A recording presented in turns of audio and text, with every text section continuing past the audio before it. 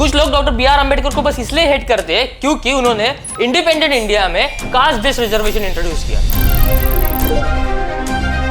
जो अच्छे लोग थे वो तो पीछे जा रहे हैं, जो छोटी जात के थे वो आगे आ रहे हैं। एक चीज मैं क्लियर कर देना चाहता हूँ कि रिजर्वेशन बस भारत में नहीं है, भारत के बाहर भी रिजर्वेशन है, लेकिन अलग अलग फॉर्म में। क्योंकि कास्ट डिस्क्रिमिनेशन की जो कीड़ है वो बस भारत को लगी है, इसलिए भारत में कास्ट बेस्ड रिजर्वेशन है। लेकिन अगर आप अमेरिका में जाओगे तो वहां पे affirmative action, Brazil has the vestibular policy, the equality act of 2010 was passed in the United Kingdom, Japan has policies in place to assist the burakumins who are considered Japanese outcast. Employment equity in Canada impacts the Aboriginal and minority in Canada. Women and ethnic minorities are given priorities in China. तो ये सब भी एक प्रकार का reservation ही है। मैं भारत में EWS that is economic weaker section के सपोर्ट में हूँ, ऐसा मैं बिल्कुल नहीं कहूंगा, लेकिन उसके बारे में आज तो नहीं, लेकिन आने वाले किसी दिन में वीडियो जरूर बनाऊंगा। लेकिन यहाँ पर जस्टिस चिन्नप्पा रेड्डी की मुझे एक बात याद आती है और एक जजमेंट में उन्होंने कहा था कि गरीब ब्राह्मणों को रिजर्वेशन देना इतना विचित्र है कि जिसके बारे में सोचा भी नहीं जा सकता, लेकिन जिसके लाठी उसकी भैंस। आज इकोनॉमिकल वीकर सेक्शन को रिजर्वेशन दिया जाता है, दैट इज 10% ऑफ रिजर्वेशन। वहां पर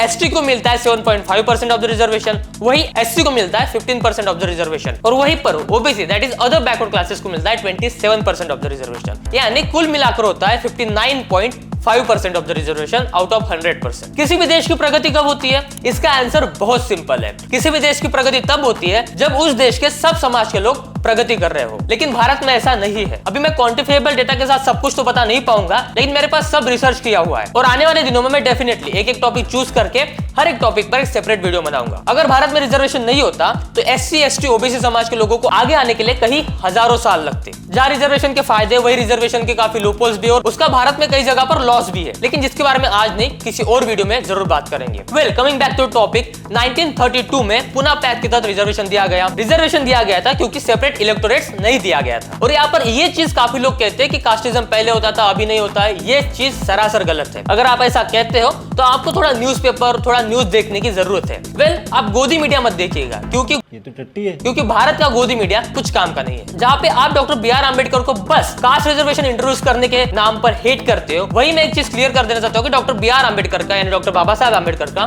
भारत में बहुत बड़ा योगदान है। अगर आप उनके बारे में थोड़ा पढ़ोगे तो आपको पता चलेगा। अगर ये सब जानते हुए भी आप डॉक्टर बी आर अम्बेडकर को हेट करते हो तो आप कीजिए, क्योंकि बिगाड़ तो आप फिर भी कुछ नहीं पाओगे।